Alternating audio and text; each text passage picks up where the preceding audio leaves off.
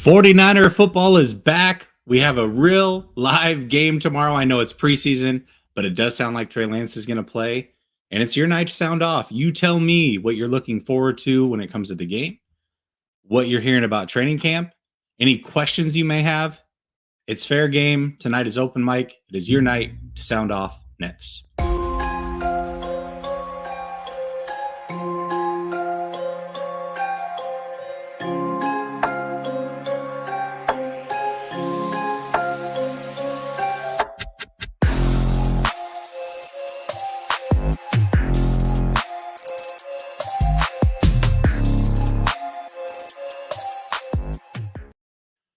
All right. Welcome back to Last Second Sports, where we are giving you our take down to the last second. I just finished my show with Jack, so I'm already a couple minutes late. I got about 6 people waiting backstage already. So we're going to be real strict with the 5 minutes. We're going to go in order. We're going to bring everybody up one at a time right now, starting with, per usual, Korean 49er, who somehow it's usually first. It's crazy, absolutely crazy. And it's not just here. He's first on Grant's show and everybody. So bring him on and see what his thoughts are about the game tomorrow, training camp, whatever's on his mind. What's up, Korean 49er? Good. How are you, Jesse? I'm doing good, man. Hey, I had a stick shift car, so I had to learn how to do shift fast and not stall it. So yeah, listen. So you're ready. You're ready for these shows. Absolutely. You know, I feel like the stick shift car, manual cars are a little bit of a lost art. I have a slingshot and it's stick shift, so it keeps me young. if I left my dad's house without knowing how to do it, he would have kicked my ass. So yeah, for sure. I feel it. So, I feel it. I'll keep it short. First thing, hopefully no one gets too hurt tomorrow against Green Bay. You know, outside of the normal dings and bumps and bruises, that's to be expected. But hopefully no one gets injured at all. We'll see what happens, and I'm if I was Trey, I would like to play at least one quarter for a reason. I don't have a ton of snaps under my belt, and I would like to at least get a little bit of action before the third preseason game. No, that's totally fair. I get that. You know, they're also going to have a full week of practice starting next week against Minnesota, which is kind of like a bunch of little mini games. So I think that'll be really good for them. Here's my concern. I would be shocked, and I haven't heard that he's not playing, but I would be shocked if Trent Williams plays. I don't know how much I want to see. I don't know how much I want to see Trey Lance out there without Trent Williams. And this was something that I think David brought up on my show on Tuesday, and I thought it was a great point, and I'm with him. Yeah. Hopefully it's a lot of running plays. I mean, a bunch of short passes to help Trey with that. Also, with Deshaun Watson saying that he would accept an 8-game suspension. No. As I said before, I've said this for over a year, and I've been consistent with Bay Area Baller 18. Jimmy has no trade value. Just because you say you're going to consider it, yeah, I considered going to buy another car today. Did I do it? No. And if it was 8 games, just go with Jacoby Brissett. You're going to get Deshaun back at some point if it's 8 games, you'd think. I would think so. Here's what I'll say. This is what's going in the 49ers' favor right now. I think the NFL is going to push for a full season. Now, normally, player appeals, it could get pushed to next season. He might play this full year. The reason Deshaun might not appeal and push this into next year is he's only missing out on $1 million this year if he does not play.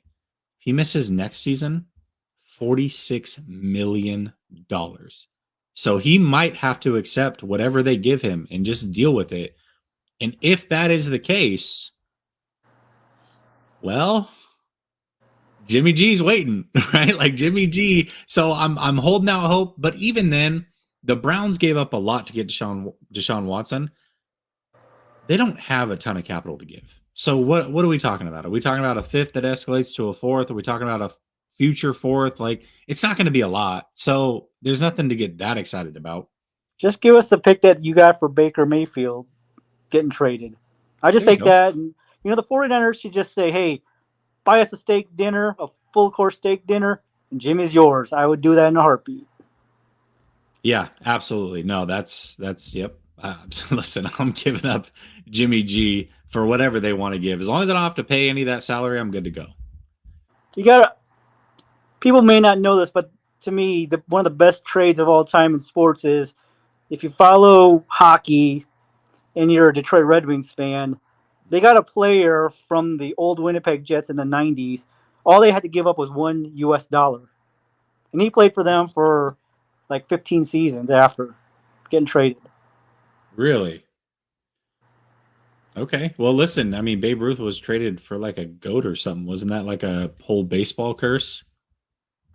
As I say before, hey man, who knows with half these trades anymore? So usually they all Could you end up. imagine Jimmy G gets traded for like cattle? Like, you know what? I own a farm and I could really use a milking cow. Jimmy G for a cow. I take a mating pair. That would be a mating pair, and toss in a couple black goats, and we'll just call it even. I'm with it, man. I'm totally I with it. mean, there's no reason why this should have been lasting this long, but whatever. It is what it is, man. It's coming to an end soon, no matter what. And you know what? It's Trey's team, so let's get it rocking. You know what I mean? All right, thank you, Jesse. All right, bro. We'll talk. We'll talk tomorrow, maybe through Discord or what have you. Curious to see what your opinions are, and if we don't talk, then we'll catch up next week and see what your thoughts were. Yep, no All right, problem. brother. Thank you, Jesse. Later. All righty. Bring in Rohan first. Faithful Trey came for Jesse's prediction on Trey. There's a lot that you can go with that. So specifics. Are you talking about how much he plays tomorrow? What his stats look like tomorrow? Talking about on the season? Just curious to see. And I think you're supposed to be calling in and giving your predictions. So waiting for you to call in. Oh, there you are. You're waiting back. So we'll see. We'll see how that goes. All right. I'm going to bring in my guy, Rohan. What's Hey up, man, How how are you doing? I'm doing good, man. Yeah, and real quick before you start with the questions, Yeah. I heard Jesse's prediction. He tweeted it to me or texted it to me. He thinks Trey is a bust. Will go 0-16 this season. You heard it here first. So come back and cook Jesse when that doesn't come true. For sure. That's and the crazy part is I said they'd go 0-16 knowing it's a 17 game season. Yeah. No, but how you doing, man? Yeah. I'm doing good, man. I'm doing Football really is good. back. Hey, let me say this real quick while I've got you on camera too, because I was unable to do it last week, and I tried to sync up with you to do a show with you on Tuesday, and it just didn't work out. And I know I said it on Twitter, but for those of you that don't know who Rohan is, first of all, go subscribe to his channel. Let me do this so that everybody can see your name. That's his channel right there. His name is his channel, but he's done a fantastic job. This is his first year covering things reporter style, writing articles and what have you. I'm telling you, Rohan did a great job, gave full context, made sure that he dotted all of his I's, crossed all of his T's. Rohan did a fantastic job. So thank you, Rohan, for providing that to the community. But I had to give you your credit before you jumped into whatever is on your mind. Yeah, definitely. And I mean, before I continue, also got to say thank you to you. One of the first guys that I met on 49ers Twitter. You obviously gave all of us the platform to speak on your shows.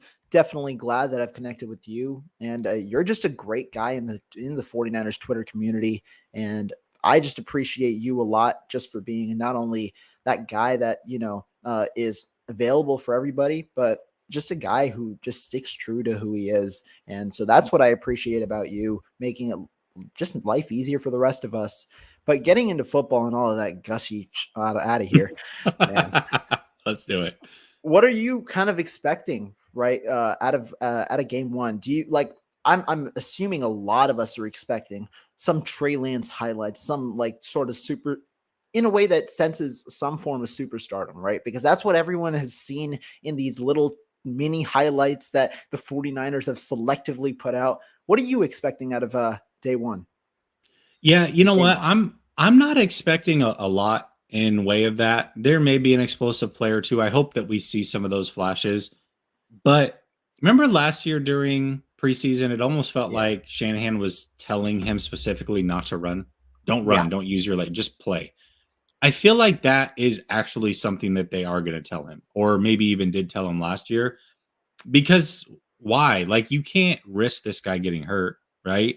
And so, and also what kind of sold me on that is I was listening to Eric Mangini talk about the things that he looked for when he was coaching in the first preseason game. And he says he put a lot of emphasis, and most coaches put a lot of emphasis on how quickly do they get in and out of the huddle, how quickly are they spitting out the plays to the other 10 players, how are they commanding the offense and going through some of their progressions. But mainly, they want their quarterbacks to play from the pocket because they don't want to risk any injury. And so after after seeing that last year, I feel like that's kind of the way that Shanahan's going to play this as well. I think that's a fair assessment. And the funny thing is, the way that the 49ers have been implementing Trey Lance in practice, they're making him more comfortable by letting him run, right? Like, his best days come when zone read and play action are a mainstay in practice, because when it comes from just inside the pocket versus on the run, I think Trey Lance just feels more comfortable when he's in control of the play rather than the play just developing on its own. And so that's something I'm interested to see. Me personally, where has he struggled the most? Well, recently at least. Well, entire training camp, it's been outside the numbers. Those throws, he's thrown them too wide. I want to see, how does he adjust to that, especially now that likely receivers are going to have space against backup level cornerbacks. And second, will he attempt a deep shot? And if so, will it be on target? Those are the two parts where he struggled, which is interesting because those are the two parts where everybody has exclaimed that he's going to perform well. Those are the two parts where he's been inconsistent, not struggled, but been inconsistent in training camp. I want to see how does he perform now that it's not the 49ers defense he's facing, but a different type of defense. And I'll give you one last thing on your way out before we read this super chat that is directed towards you. And then there's a pretty funny comment from Gammon, who's also waiting backstage. But so the other thing I'm looking for is, last year I called Trey's game organized chaos.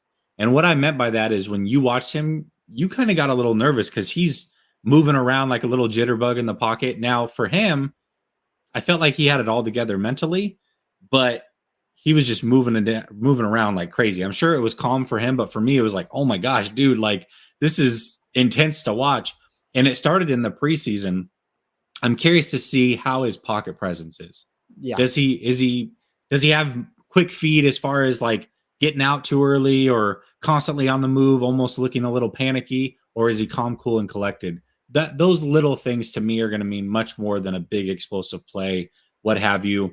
Is he hitting the first read if it's open? You know, how is he going through his progressions? Those little things are what I'm looking for. But 49ers Throwback says, hey, Rohan, I'm excited to watch TDP and specialty. I think that's a good one. And then Gammon says, Jesse's upstairs, Rohan is downstairs. That's silly. Why don't they just go in the same room in the 49er facility? Hey, he's chopping it up with Parag. Now, I am pro player. He's pro GM. He hates giving players money. He's the guy there, not Parag. He's the guy who was the reason Deebo Samuel didn't sign a contract. I'm in the locker room. I heard it. So like I said, he's called Trey Lance a bust, and he's the reason that the 49ers haven't paid Deebo Samuel. I think that's the perfect way to get out of here. Wow, good. We got one person watching. Thanks, Rohan. Hey, appreciate you as always, man. And yeah, have a good show. All right, brother. Have a good one.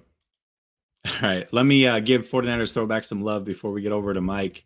Hold on a second. Here we go, brother.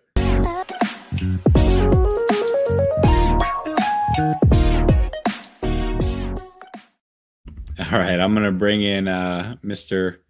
Mike Miller. What's up, Mike? How are you, bud? How come you ain't gonna put this pretty face on there? Oh, I can put it on. Do you want to come on? Yeah. Hold on a second. Hold on. How am I gonna get a lady out there to like me if I ain't showing my face? No, I'm just kidding. What's up, brother? How you doing? Nah, there's a couple things I want to talk about. I mean, are y'all worried about Deebo Samuels dropping the ball an awful lot? I'm worried. He was tied third in the league last year in drops. He's had a lot of drops so far in camp, according to Grant. You know, I watch his The Good, the Bad, whatever show every day, and You know, every time he's talking about Debo dropped this, Debo dropped that, you know, and, you know, it's kind of worrisome, you know. I would say it's not just him. I mean, Jennings has had some of the issues in camp. Well, Ayuk Jennings actually is or third wide receiver, so for sure. But just in general, man, I think, and I just talked about this on Jack's show. Oddly enough, he asked one of the things that I'm worried about, and I said receiver drops. It was an issue last year. They were near the top of the league. That was even with Jimmy. We were 24th in drops last year as a team. Yeah, and not a good 24. Like, yeah, the bad one. No, there was 23 worse teams than us. Oh, I see what you're saying. Okay, yeah, all right. 23 worse teams than us. Debo, in other words, our complete team had 2 drops more than Debo by himself last year. That's hard. So you're specifically worried about Debo and his drops. I'm worried about Debo. I mean, the rest of the team had 10 drops. Debo had 8 drops. That's pretty bad. For a team, I mean, I don't think it's that bad being ranked 24th out of all the teams, out of 32. That means there's, 8 teams worse than you in drops, or better than you in drops, I should say, and 23 teams worse than you in drops. So, I mean, even when Trey played, though, the drops were higher. Like, I remember specifically the Mohamed Sanu drop, right, on a big third down against the Cardinals. He had another one in the Texans game. I forget who it was. So a lot of those drops were from other receivers. Throws the ball a lot harder than Jimmy Garoppolo did. Jimmy Garoppolo threw a feather out there for him to catch. For sure. Compared to, a rock from Trey Lance. Yeah. What I'm looking for more than our quarterback play is I want to see how that offensive line does. That's what I want to see tomorrow. And, I would start Trent for nothing tomorrow. I know you don't like that, but we know what we got in him. Let's see what these other young guys can do. And I'm not worried about Trey Lance getting hurt. I mean, look at his size. He's a big quarterback. Yes. He's like Cam Newton. It's going to be hard to hurt him. Even if you do get a clean hit on him, it'll be hard to hurt somebody that size. I mean, he's the size of a defensive end. I wouldn't worry about that. Yeah, but then you have the weird freak stuff. Remember, like last year, he hurt his finger hitting somebody's helmet. But if he was a starter, if he just was a starter, he'd have never missed a game. Yeah, that's an injury. Let's hold him out because he's just a backup. Let's take it easy with. But if that was a playoff game, no, he ain't coming out. He's good. Yeah, good to go. You got to play with some injuries, and I don't see where that's a problem as far as getting little nagging injuries because everybody after about the third game of the season, you're gonna have nagging injuries the rest of the season. I mean, that's a given. Unless you're a backup and, and stuff like that. But I'm also more interested in seeing who's going to be the number 2 defensive end on the team. What do you think on that? I think Trey. I mean, it sounds like Trey's had a really good camp. I think Jackson will get in there on third downs and probably pick up some sacks because of that. But I think the down in like first and second down, I think Trey might be that guy. Who do you think is going to be the slot corner too? I think the undrafted guy is going to be that. I think Womack. Womack, yeah. I've heard he's had a nasty camp. Yeah, well, Womack's he was drafted. He was a late pick for the 49ers. Was he drafted? Yeah, he was. Okay. He was one of the late ones, but he was the guy that I said just in general when he was drafted, I was like, man, he might take that slot corner spot, that nickel corner spot. I felt like he has all the speed for it and the intangibles. Yeah. But I think you also right on Cleveland. I think Deshaun Watson, he's going to take whatever punishment they can give because $1 million or $43 million, he's either the most stupidest person in the world if he wants to appeal it. There's no way you do that. You take the $1 million hit and you move on. And from what I hear, Roger Goodell is he's going to get a year. And there's no way that Cleveland would ever win probably maybe 1 game, 2 games all season long if their quarterback backup now plays. And that means you're going to hand Houston probably the number 1 overall pick. Cleveland ain't going to want to do that. They're going to pick up Jimmy G, and they may have to pay more than people think to get him. Because what are you going to do? Let Jimmy hit free agency, and then he picks his own team, and then Cleveland shit out Luck, because Seattle will try to fight for him and they'll pay top dollar for him because they have no quarterback neither. You don't want to get in a battle like that. That's why you pony up, you get him, you lock him in, he's guaranteed yours. That's why I say we're going to get more than people think. These other people saying he has no trade value, that's wrong. He's got trade value. So real quick on your way out, what's your prediction for what they do get from Cleveland? I'm going to say a third or a fourth. Okay. So you're not like when you say more, you're not like way out of the stratosphere. No, I think no. Fourth rounder is fair. Yeah. Cleveland will pony that up just to keep other people out of the mix and guarantee that they have a starting caliber quarterback, which Jimmy is a starter, For sure. Yeah. So it's better than giving Houston the number 1 overall pick next year. Yeah, I agree. With that. You don't want to do that as Cleveland, So what is your prediction on what Trey Lance does tomorrow, and then I'll let you go. I'll say. Well, I think he'll play 2 series. I'm going to say he plays the whole first quarter, but that's. I'll say 2 series, but I actually think it'll take up most of the first quarter. So I think the first drive they'll get like 1 first down and then be off the field before they cross the 50. And I would say the second drive they probably put together a good 10 to 12 play drive and end up with a field goal. Brandon Ayuk, first series, 50+ yard TD. Have a nice night. If that happens, I'll love it. All right, brother. You have a good night, okay? You too. Bye-bye. Right, all right, let me get to my guy Wheels Up Podcast, and we're going Gammon. And then Chad, I'm coming to you. Chad, you're usually cool waiting, and I know you got big predictions to give on Trey Lance. I want to hear that. And for those of you that don't know, Chad was actually my NDSU insider that came on many, many months ago, the one that said that Christian Watson was going to run the 4.35, which he basically did the day after. And one of the better live shows that I've had as far as viewing audience. So thank you for that, Chad. I'm glad that you're back. We talk a lot on Twitter, but just wanted to give everybody a little bit of insight into who he was and remind everybody. Bringing my guy Wheels Up Podcast. What's up, bud? Hey, man, I want to be quick. I'm on the road. This might not be the best connection, so Okay. I'll be back. And I'm using my mobile. So, but I'll be back next Thursday, right? Do this every Thursday? Yes, every Thursday. I wanted to come in here because Gammon challenged us to write an article, and I wrote it, a 6,000-word article, and I described what I do on my podcast, and it's going to be continual because he is right. When you write things down, you express things in that kind of way. Not only does it hold you accountable as a fan, it holds you accountable as a person, and just as a person, and it allows you to make better connections. I made some connections emotionally with the different sports connections between the UFC and Patty Pemberton and his friend and Deshaun Watson and that situation. And I really called to light Henry Ruggs. So if you guys want, you could check that out. I shot Jesse a tweet beforehand. It's totally free. Any donation, obviously, it was a lot of work, but any donation is appreciated. Now, I want to say, though, Jesse, so here's the thing, right? Things happen.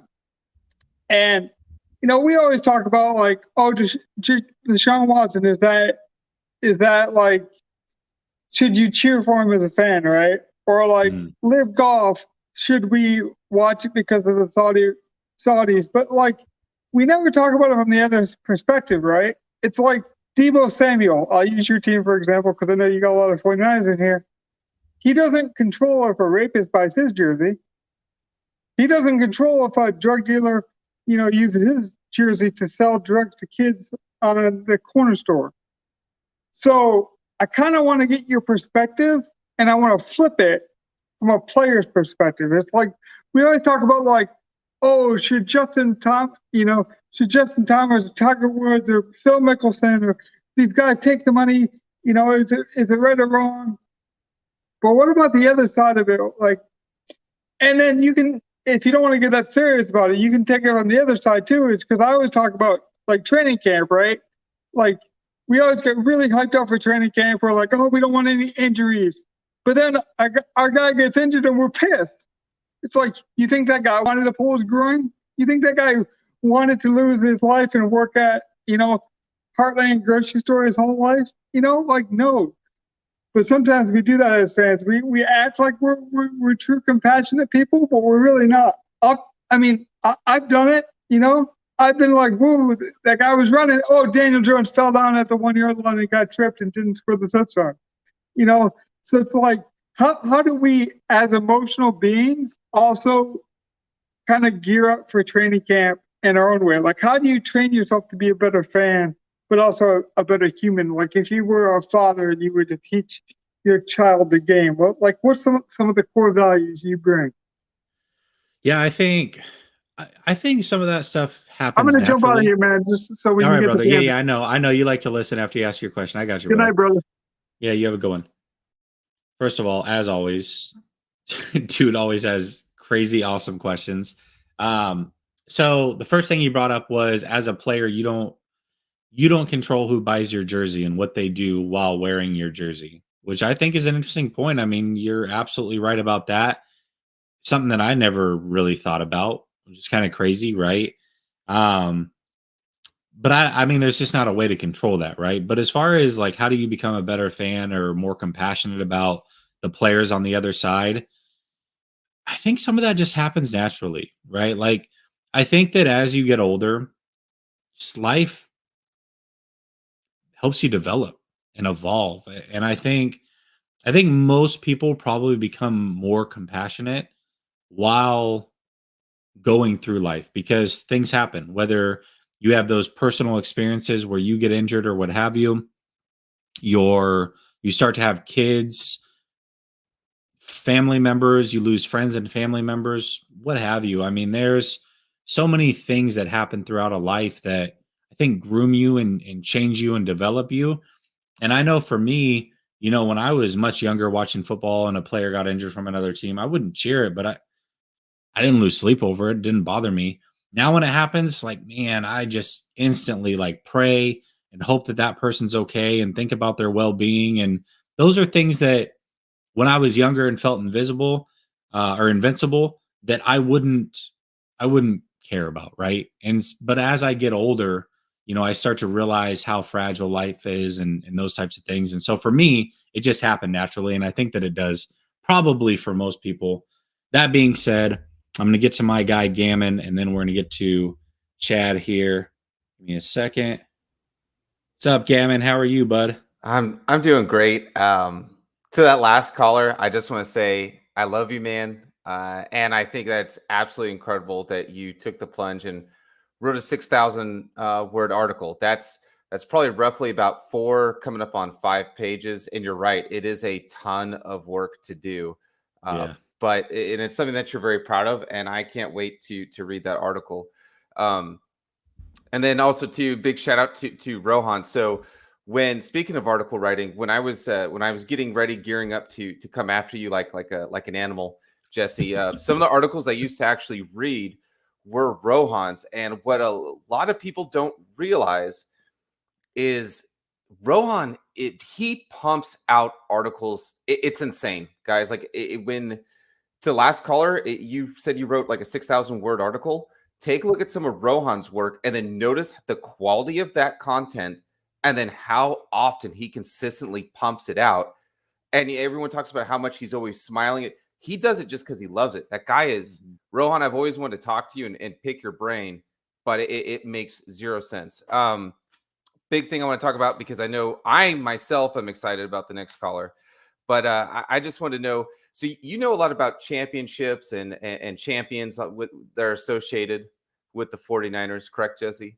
Yeah, absolutely. Yeah. Well, I don't think that you are, Jesse. I don't think that you are, because when you were talking with Grant Cohn, you had no idea who Dr. Disrespect is. And I just thought that was one of the most disrespectful things that could happen. The 2-time, are you kidding me? You don't know who the 2-time blockbuster champion is?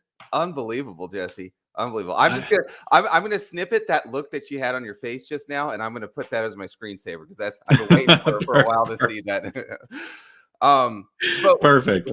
One of the things, though, that I am excited to see, and I think Michael Miller hit on a couple of the points that I wanted to talk about. One of them is Jimmy Garoppolo, you may not think him as a man or as a person has any value or any trade value, right? But a starting NFL quarterback does. That's just case in point. Preseason is for player evaluation, not so much team evaluation, right? That people are in the process of fleshing out the rosters, seeing who actually makes those rosters. So if other teams find out that they don't, Jones over there in the Giants or whatnot is not the guy, and they evaluate that, right? Then that's when other calls might start coming. Also, too, I'm really glad that he brought up the 3rd or 4th round pick, because I've been saying that since almost the end of the season, that's what the valuation that I put on. Again, not valuation on Jimmy Garoppolo, a starting NFL quarterback is kind of the big thing. And then real quick, these are just going to be my last thoughts before we hear everything that we want to hear about. Who I was really excited about seeing tomorrow was Christian Watkins, right? Because that was a huge draft crush for a lot of 49ers fans. The 6'4", 6'5" wide receiver who has rapport, runs a 4.36. I don't want to take anybody's steam, but I was hoping to see A-Rod out there with Randall Cobb, Sammy Watkins, Alan Lazard, Christian Watkins, and the fact that all those players aren't playing. Yes, right, Song, he is injured. All those players aren't playing. I really kind of want to see them test their corners, but since their starting corners aren't playing, too bad, so sad. And then their Elton Jenkins is basically our version of Daniel Brunskill is out on their offensive line. And then David Bakhtiari, who's our Trent Williams, is out as well. So I don't think it's going to be too exciting of a game. And then last thing before I'm off, because I'm going to pull like the last caller did, and I want to listen. But the big thing I'm looking for with Trey Lance is, hey, does he actually throw it away? And instead of trying to force that play in, and then, yes, he can lay a thumping like he did on Simmons over there against the Cardinals. But I don't want him to start ruining his shoulders, right? His throwing shoulders, that's where the injuries come from. Can he actually just take the nice 7-8 yards with class and grace and then just get down and slide? Thank you so much, Jesse. Yeah, absolutely, brother. The sliding, I mean, that's something that I know Bay Area Baller is talked about a lot. It doesn't seem like Trey knows how to slide, which is really weird. Like if you played baseball at any point in your career or as a kid, you know how to slide. And I think he did play baseball when he was younger. So it's kind of weird he doesn't have that figured out. But maybe he worked on it, or just getting out of bounds or getting down. However, it was definitely a little awkward to watch him just dive forward the way that he did. But in the same sense, he was able to get the most yards out of it. I mean, you pick up an extra yard or two when you go face first versus feet first. So it's not all bad, but you definitely don't want to see him fumble or do something silly trying to do the awkward slide or what have you. But yeah, I think protecting himself, throwing the ball away is a big one. I mean, that's something that, Jimmy just never really did for whatever reason. He wasn't big on throwing the ball away.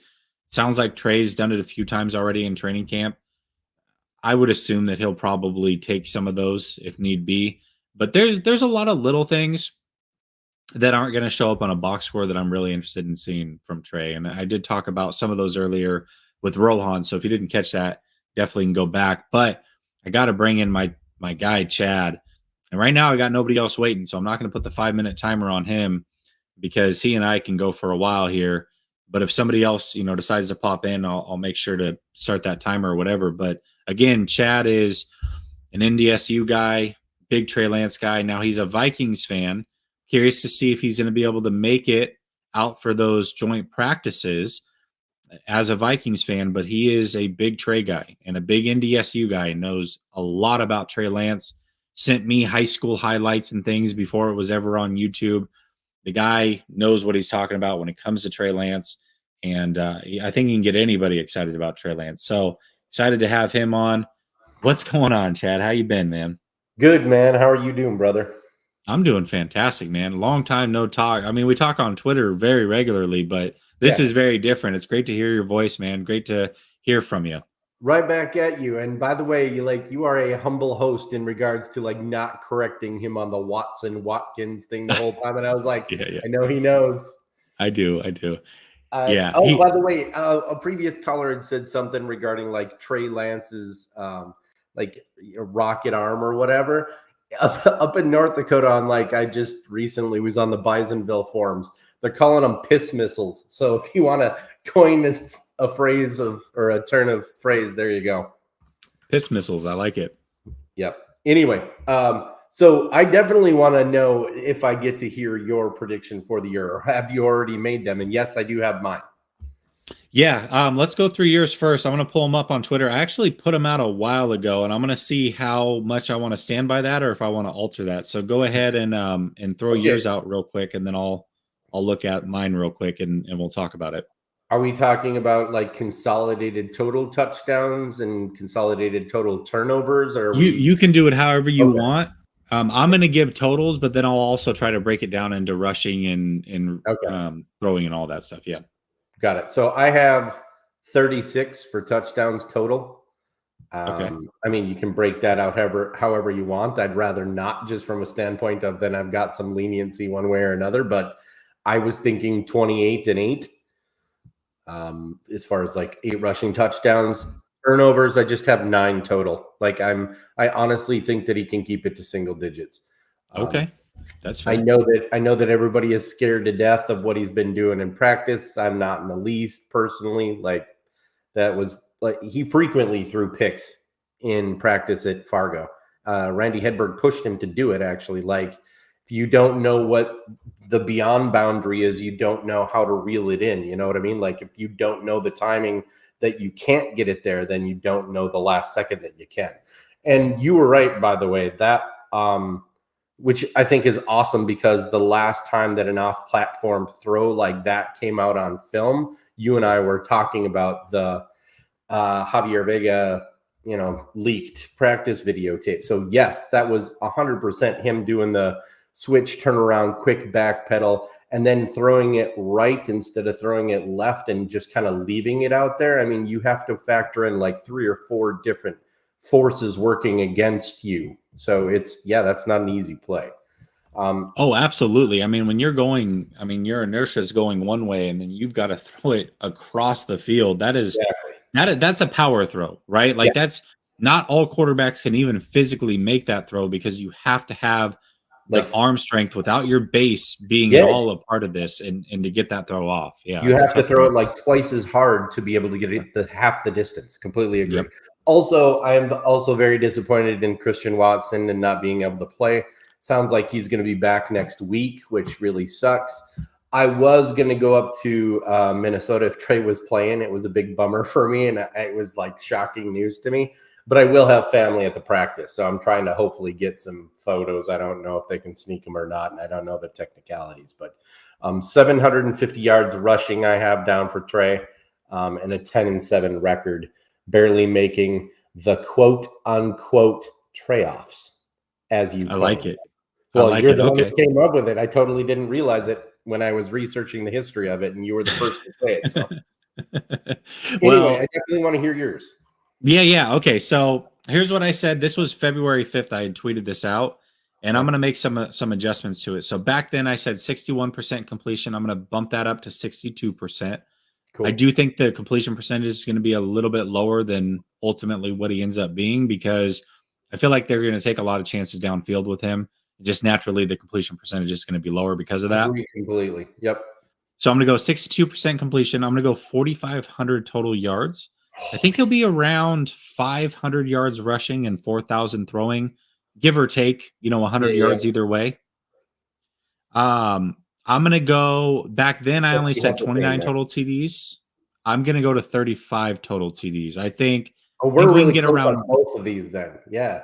Yeah. So the way that I look at it is, I think he can probably do around 28 throwing and 7 rushing. And the reason that I'm upping it to more of a rushing total is, we saw it a couple times last year, but he really does have that Cam Newton ability to get right through the A gap when he's at the 1 yard line and just bully his way into the end zone. Like we saw that multiple times. And I think that's going to be a big part of their inside the 2 yard line play package, is Trey just waiting, being patient, letting the fullback get in front of him, and just bullying his way into the end zones. And I could see 7 or 8 touchdowns that way for sure. Between that, and I want to see it at least one time. I want to see his fake, like jet sweep to the right, and then he stops dead on a dime and unloads it to the tight end that's wide open that came up to cover him. That was obviously one of our favorites. But anyway, no, I'm really excited about tomorrow night. I have no idea what the game plan is from Shanahan's standpoint of like letting him like loose or holding him back and keeping him to certain types of throws and, less mobility, like you were saying about how much he's going to run or not. But either way, I'm excited. So, and I do want to say one more thing real quick. No, keep going. So first of all, highly favored says piss missiles. He loves it. I think it's a great term. Wasn't mine. It was actually an analyst that was first breaking down Trey Lance during the draft process. So. I think it's hilarious. I love that. Absolutely love that. I do think I'm going to put his turnover total a little bit higher. I know that he naturally protects the football. I just think that the game, at least for the first half of the season, will still be a little bit fast for him, just naturally. Yep. I mean, he's got to work through that. I'm going to put him at 14 total turnovers. Okay. That's more than fair enough, especially if they're going deep often, because that wasn't their thing. But I really do hope that he's still running, and I've said this 1,000 times, and even to you, I hope that he's the ground and pound general. I don't want him out there trying to throw 300 yards. That's not his game. His game's 225, 250 max with a decent efficiency, but getting it in playmakers' hands, but like adding 15 yards to every time that they're getting a hold of it, Yeah, I'm with you. I think we're going to see a lot of games of around 28 attempts, 250 total yards all in, 2 touchdowns and an interception. I was just thinking about this last night. I don't know. I'd be shocked if they go over 25 attempts, truth be told. If he's somewhere around like 15 to 17 of like 23, 24, somewhere in there, and they get, the running back by committee. I mean, I know for the most part it's going to be Mitchell, but if they get 200 yards on the ground in addition, then he's doing his job. You're going to be winning a lot of games. Yeah, absolutely. Absolutely. So real quick, I did want to ask you though about Watson. So you said that he's going to be out possibly till next week. What was there any takeaways that we got from camp, or was he just hurt right away? No, I think he was. I believe it's like some phantom cartilage stuff in his knee, and I know that it bothered him for a period of time. There were 2 different times that he's been injured. I don't want to say significant amount, but I know that his back was killing him. It had something to do with his growth plates and that he was experiencing pain for quite a while. And it just, became too much when he was running at like top speed and stuff. But I know that they solved that issue and he came back, better than ever, especially in that FCS championship is when he came back.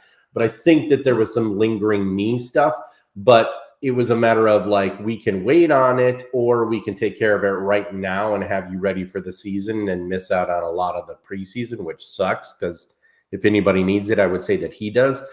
I'm just personally looking forward to photographs and small short video clips of the 2 of them together, just, seeing them back together. Yeah, absolutely. I mean, they're really good friends. Now, I know that you follow everybody when it comes to training camp and getting your updates over on the 49er side, because you want to hear how Trey's doing. I know you talked a little bit about Hedberg at NDSU and those types of things. Yep. What, on your way out, just overall thoughts? A lot of people are really worried. Obviously, they can't watch it. I think a lot of people put a lot of stock into training camp, a lot more than what they should. But regardless, when you hear 50% completion, it's gotten higher now, but early on, 50% completion, 4 touchdowns, 4 interceptions. What are your thoughts as a guy who's watched Trey really since high school? Yeah. Okay. So first of all, that's more than fair enough. He isn't going to be the most accurate overall. I predict at like his height that he'll be somewhere around 66, 67% a couple of years down the road. I think that you're right. I'm hoping that he gets to 62, 63 this season. But as far as the practice is concerned, very little do I put into it just because of his process. And his process specifically is I'm going to push the boundary as hard as I can. And then when it's go time, when it's first snap, second season, that's when he turns into conservative Trey. Now he knows exactly how many throws that he can add to his repertoire as far as like what he's willing to do in the period of time that he's willing to do it, and take away from those. That's why I still have single digits, just because I just know he's like we've said this 100 times. He's overly conservative with a gunslinger mentality, gunslinger ability. It was the other way around. Gunslinger ability with the conservative mentality, and that's right. But I do think that he's going to I think he's gained some confidence, and all I can say is in the next month leading up to it, I'm not worried in the least. I think that last game of the preseason, I think they're going to kind of let him loose. I think that'll be a really good gauge for where he's at, but I'm really not worried at all. Like if I hear every day I'm hearing like, yeah, he threw a pick, didn't throw any touchdowns. You know, we don't know any of the situational stuff that Shanahan wants. Like who's to say he doesn't come up to the huddle and go, okay, I want you to stay in the pocket here no matter what, because we got to get the timing down to this. I want you to throw it deep into the exact same spot 18 times. I don't care if it gets broken up. I don't care if it gets picked. I know that he does because he's big on picks and stuff. But I'm just saying practice for the most part is practice, and it doesn't worry me in the least. Yeah, absolutely. I'm with you. You know, I'm not worried long-term about Trey Lance whatsoever. You know, again, and this is one of the things that I keep telling people, two things real quick, and then I'll let you go and get Raymond on. But two things. One, if you think that Trey Lance regressed after the last time that we saw him, like I think that's a weird stance to take. And if you're just strictly looking at his training camp numbers, that would mean that he's regressed, right? You got to understand that they are doing certain things and making them work on certain things to get better. It's what practice is for. And then the other thing, and I don't know if you heard what TJ Hushmanzada said, but he basically said what I've been saying for a while, and I know that this is your thoughts as well.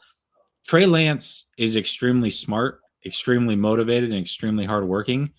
If Trey Lance isn't a good quarterback in this league for any reason, it's not going to be because he didn't reach his potential. Like he's going to get the most out of what he eventually will be because mentally he's built for that. Now, the question is, you know, overall, is he going to be accurate enough long term? Those things, certainly. But he's going to get the best out of his abilities. I guarantee it, because he wants to be great and he is extremely intelligent. And I said this just today. He's a perfectionist that has that borderline insane type of drive. And when I say that, I mean like the greats do. His father, and I this is a story I didn't tell you before. Maybe I did, maybe I didn't, maybe you did or did not know this. But his father is like 95% of the reason, like genetically, why he is wired the way that he is. His dad, when he was trying to make the NFL, made up an imaginary person named Aubrey, who every morning when he would wake up at like 6 a.m., he'd be like, Aubrey's already been at the gym, put in 3 sets, and he's ran 3 miles. So I got to get to the gym and beat Aubrey. So that was his mentality. So throughout his life, Trey has always been the one to push his father beyond that. And when I say that, I mean like this kid was like 9, 10, 12 years old. His dad would ask him about like, hey, do you want to come to the gym with me? And then all of a sudden it became a thing. And every morning at 5:30 in the morning, Trey would be waking up his dad. And his dad said, I'm not going to push him, because his mom thought that he was pushing him way too hard. And he said, I'm not going to push him. Why would I push him? Because then he's going to hate football. I tell you what, I'm just going to get up every single morning that he wakes me up and go with him. And there wasn't a single morning that they missed. And that, like, he's insane. He's a perfectionist. He's not going to stop. So that's why I get a kick out of it when people are like, he needs to work on this, this, and this. And I'm like, I guarantee you he's got a spreadsheet a lot longer than yours, and he's going to do whatever he has to figure it out. Like, he just knows that with the ones and actual NFL game speed, it's just the reps. That's all he needs. Other than that, nothing to worry about. Yeah, absolutely. Man, thank you so much for calling in, giving us that insider drop as usual when it comes to Trey Lance. You got me more excited than I already was about the kid. I'm looking forward to tomorrow, and I'm looking forward to talking to you and getting your thoughts about tomorrow. Gonna be ridiculous. All right, brother. You have a good one, okay? You too. Later. All right, I'm gonna get my guy Raymond on real quick. What's up, bud? How are you? What up, Jesse? How you doing? I'm doing good, man. I'm doing really good. What's on your mind? Man, so going into this first preseason game, uh, for you, what are you looking for out of this game? Out of this game in particular, or just with Trey? Yeah, like what are you like? No, not Trey. I just mean for our team because I feel like we have bigger issues than Trey Lance right now. I feel like that center position to me is the biggest issue I feel like for this team. Yeah, absolutely. And I'm gonna mute you in between talking for some reason. When you talk, it's fine, but when I talk, I get a little bit of feedback, and I don't know if that's going to the stream or not. So I'm just gonna mute you in between, so heads up. Yeah. So what I'm looking for, a few things. One, I'm looking at the cornerback position. Obviously, we don't want to see our starters go down in Ward and Mosley, but both of them are probably going to be back by week 1. I mean, it doesn't sound like it's going to be a long-term thing for either one. So for me, it's those other guys. Now they can actually compete for their spot on this roster because I'm very, very curious as to who's going to step up and win a job and show that they're deserving of it. And also the nickel corner position. The other thing is, and we're not going to get these answers all the way tomorrow, but we're going to get some of them. Is Jennings really locked into that third wide receiver spot? Is he the slot wide receiver, or has his early woes in training camp opened the door for Ray Ray? I'm very interested to see how that plays out. And then, of course, offensive line, like you said, certainly, and then running back depth. I mean, which two guys are not going to make this team? I'm very curious to see how the running backs play against live bodies and a live team tomorrow. So those are the things I'm looking forward to. Yeah, for sure, man. I feel like obviously the quarterback position is always the most fun thing probably for the fan base to talk about, but I feel like we got a lot more spots on this team where the competition is going to be intriguing, I would say. I mean, when we look at the depth behind Charvarius Ward and Emmanuel Mosley, it is going to be important to see who's the next guy because we've seen the NFL is full of attrition. People are going to get hurt. Who's going to be that guy who can step up when they're needed? And definitely at corner to me, that is very important. So I would like to see if the guys who are on the team right now who we've heard at a camp. It's been pretty weird. Like I feel like outside of the top two, there hasn't really been an outside corner who's got a lot of like praise at all. It seems like we keep hearing the quotes of these guys are learning right now, which is fair. It's fair. They're young guys, they gotta learn. But at the same time, in these preseason games, it's nice to be able to see, all right, which one of the guys may not be practicing the best, but in game he can ball. You know what I mean? I think that's important to see. But and go ahead. Yeah, I was just going to answer this question here on the screen. Why is JC Treader still a free agent? I really do think it has to do with him being head of the players union. Listen, he's fighting for guaranteed contracts, which tells me he's asking for a guaranteed contract and probably more than one season long. We're probably talking 3-4 seasons is what he's looking for. And this is a guy who, although he plays all the games, he does not practice because his knees are failing him. And I think it's probably hard for a team to commit to him for 3 years, fully guaranteed, not knowing what that future holds. And so I think that's probably the hangup. We'll see if he eventually gets signed or if he walks away from some of those demands. But as the head of the player union, those are some of the sacrifices that you make. Is there may be contracts out there that he normally would accept, but he really can't because he's trying to set the tone. So I think for me, that's why I think that JC Treader is probably still not on a team. Not only that, bro, but I mean 49er fans, as much as we've seen picking up injured players, people who are older in older stage of their career, I think this regime has changed their mindset in terms of players like that. I don't think they're going to commit to players like that. And is JC Treader the guy, or is it just a name that people are familiar with? Like, if you took away his name right now and just looked at his age, injuries right now, is that the guy that you think you're going to put some money into and is going to be around for a good bridge for a next center? Maybe. I don't think the 49ers view him that way. I think they'd rather take their shot with, yes, Brunskill who can't snap, which is scary, Yes, Brendel. Who the thing I think about Brendel is, I feel like for Forrester, one thing we heard about was from Shanahan. He talked about how Chris Forrester was much more important going into this season because Forrester, who he's got to start with, and without McDaniels, Forrester is going to be heavily involved in the play calling. So if the play callers and the guys who are involved in more depth in offensive scheming, if he likes Brendel, then it's going to be probably pretty hard for Brunskill to beat him out, I think.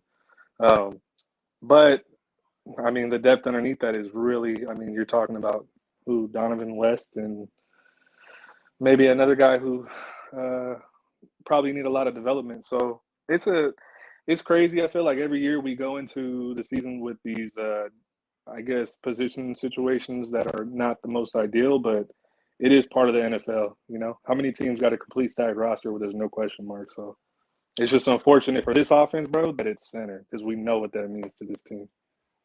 Yeah, and more so it's more of a standout because we have a quarterback taking over for the first time, right? Like if we had somebody back here who'd been playing 3 years or longer and was kind of a veteran in the league, I think the concerns would be less. But it's like, man, we want Trey to have the best chance to succeed, and we know that a good center is crucial to that. And so for us, we're like, man, come on, like, don't you care about this kid's development? But you got to be weak somewhere, and unfortunately, right now, that's the spot. So I'll be curious to see how that plays out this year as well. Yeah, man, I feel like with Trey, yes, we know he's mobile. Yes, we know he can extend plays, but it's like you're saying, you would think for your franchise quarterback, there are certain things that you want him to have that you have suffered from in the past. It'd be one thing if we had like issues with corners that we never drafted a corner or went out to go get a free agent corner, but they've done that this year where they went out to go get a free agent corner because they realized they needed it. Yeah, it took a long time, but it feels like for center, and I don't know how many options there really were. I mean, I know there were guys, but were they ever really going to put the money down for these people? I don't know. I feel like they kind of made it known like this year we're not really looking to spend money. And yeah, they got to pay a lot of people in-house, and that affects the decision making. But damn, I still feel like, man, we've seen this before. We've seen how good this team is, and it's just, I guess we would like to see Trey with a well gelled offensive line, pretty much, you know. Yeah, absolutely, and that's just it. I mean, I don't really doubt some of the talent that's along the offensive line. Like, I think Banks eventually will be okay. I think Burford is showing a lot of talent early on, showing that he's going to be a pretty damn good player. And, Brendel might be serviceable or slightly above. So overall, it may not be bad, but it's the cohesion that I'm looking for. And so really early on, and to answer Double B Studios question here, he says, how many games will it take for the Niners to find their identity this year? It took them a while last year, right? That's why they started 3-5. And while this offensive line is trying to gel, it could be rough. But if they can dominate the run game early and at least win on that side of things, I think they'll be fine. And I think that with a younger quarterback, they're going to really stick to that early on, especially with a quarterback that can get mobile himself. Hopefully, God willing, health is good at the running back position. Unlike last year, right away, they were down to almost nothing. So I think with those things in place, they should get to that running game early and often. And I think those first 2 games really will allow them to ease into things and be okay. And really 4 out of the first 5. So I think the 49ers early on are going to get into that groove much earlier than they did last year for sure. That's a great point, man. When you think about it, how heavy they're going to rely on the run game this year. I mean, we've seen what a really good run game and a really solid defense with solid coaching can get to. So, I mean, we've been saying it for a long time. Trey just needs to play at an average quarterback level this season, limit his turnovers, and we've seen where this team can go with decent quarterback play, but nothing extra. You know what I mean? So I think that's the reason why we're a lot more optimistic than outsiders. Outsiders, whenever they hear us talk about this, it's like a shock to their system. Like, you guys are moving on from a quarterback who wins, and you think you guys are gonna keep it. It's like, bro, like, it's hard to explain to outsiders and even casuals within our own fan base who, sometimes I guess, just go with the same narrative all the time, and kind of it is what it is situation. But let's see what happens this year with some of these youngsters behind these positions that need depth, and hopefully somebody snags a job. Somebody takes a job, and we look a little better going into the season. But I'm gonna let you get to a next caller or something, bro. It's nice talking to you. Always nice talking in the spaces. Shit gets wild. Yes, sir. Yeah, listen, Ray, I got to give you some love real quick, because obviously we talk all the time in spaces, and I know that you'll hop in the chat when you can. But early on, man, when I started the YouTube channel, you were always one of the early supporters. So I appreciate you for always rocking with me, man. And then obviously we get to talk way more regular because of something like Twitter Spaces, which is cool, that we are able to do that. But I appreciate you for always supporting me from the very, very beginning, man. For sure, bro. You know what it is, and that's the thing. I mean, before you, bro, I'm gonna be 100% honest. Going up into the draft when we were looking to get a quarterback, there wasn't anybody really providing any content and any like real solid information about these quarterbacks coming out that made sense to come to the 49ers.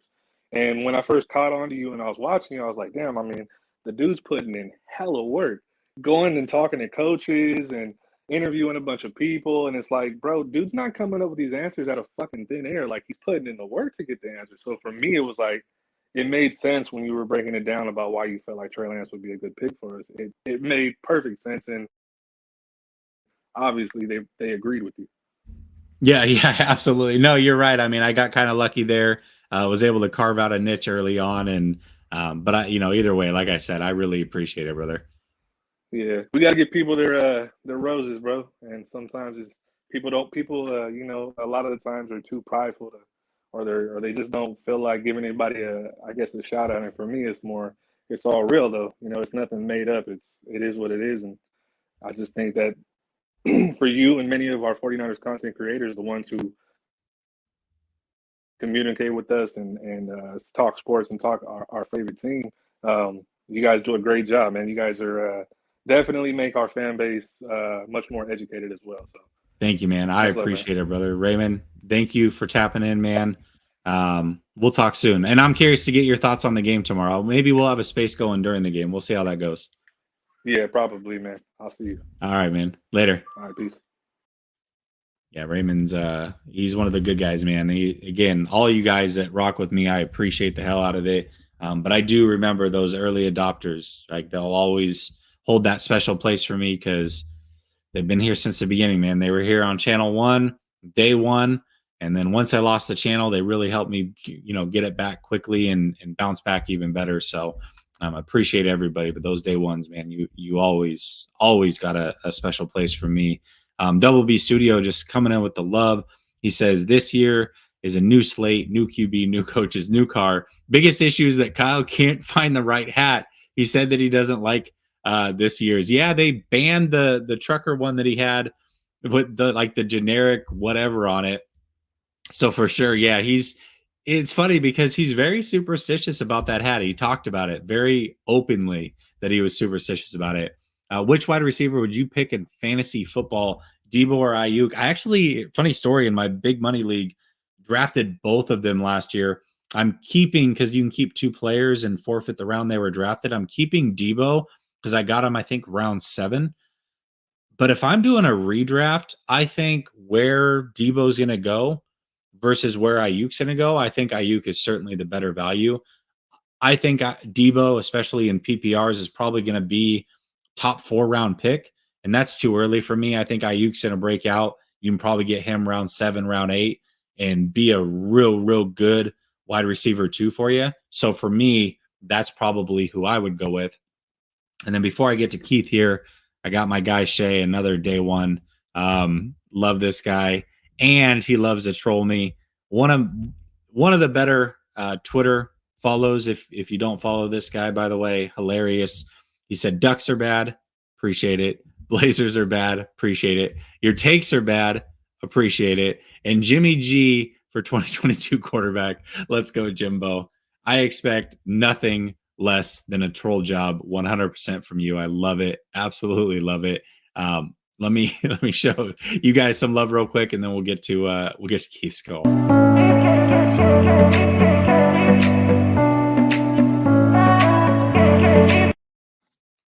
right, Keith. Let's bring you in here, man. See what's on your mind.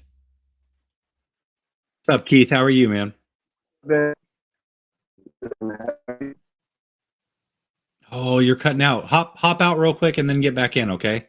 You're cutting out really bad.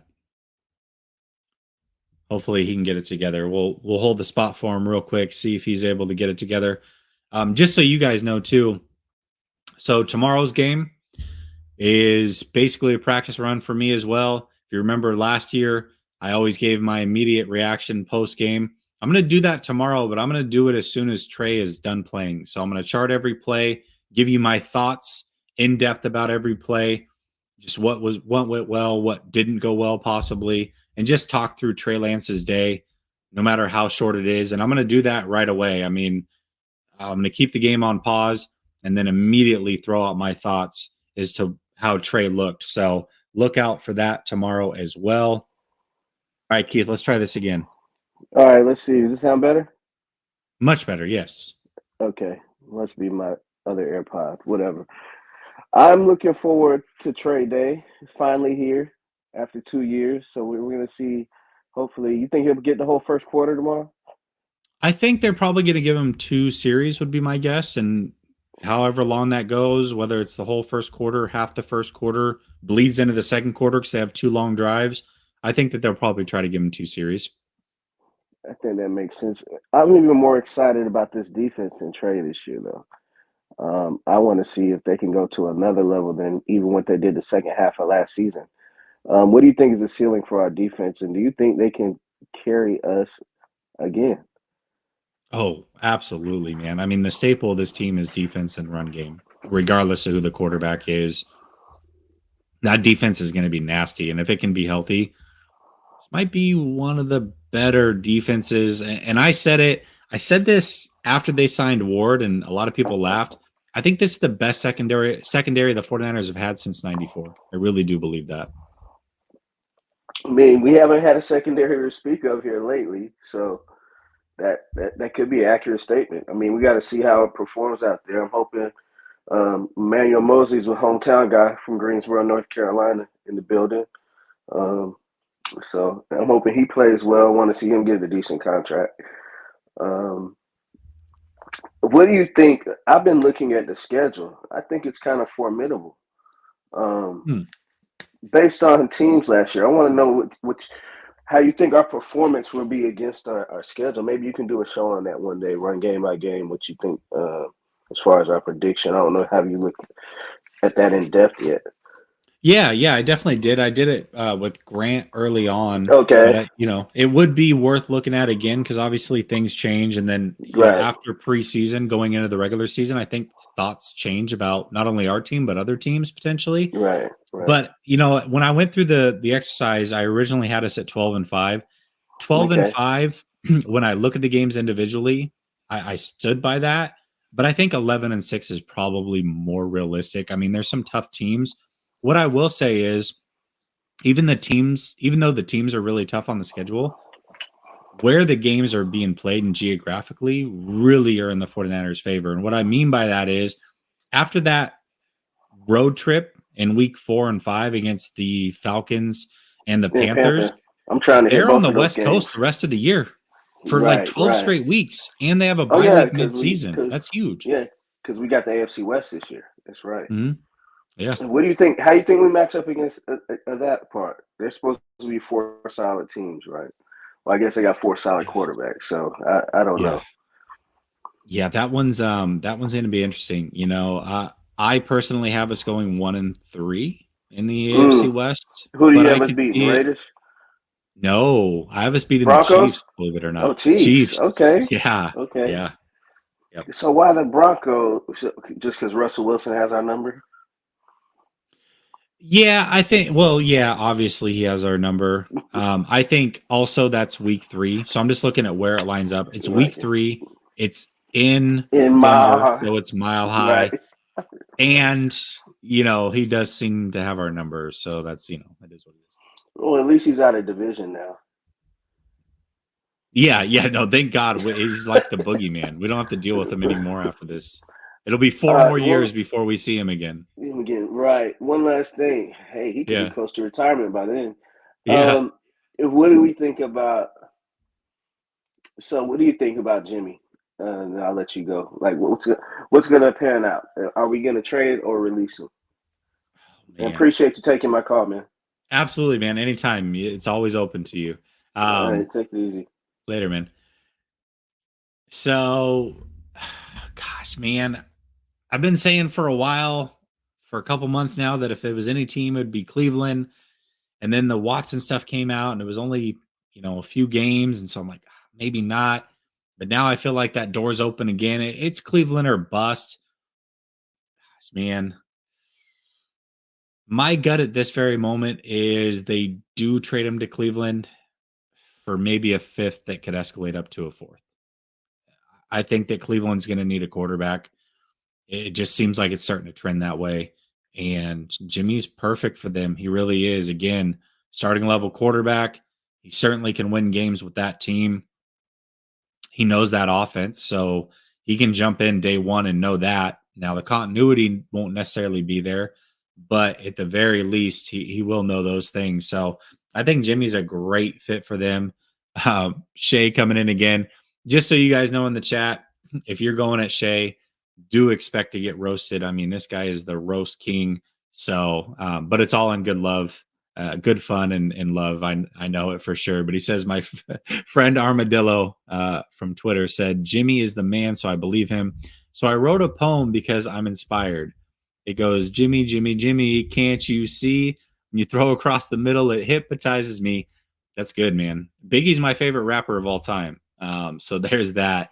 And I did see some questions about where I'm from. I'm from Oregon, born and raised, Portland, Oregon. I moved to Florida about 4 years ago. So mostly Oregon native, but I do live in Florida now.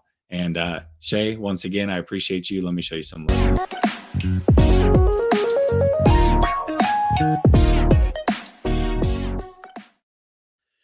All right, y'all. That's it for tonight. I appreciate y'all rocking with me. Again, look out for tomorrow. My instant reaction. As soon as Trey is out of that game, I'll put together a 5 to 10 minute video for you and post it. So look for that tomorrow.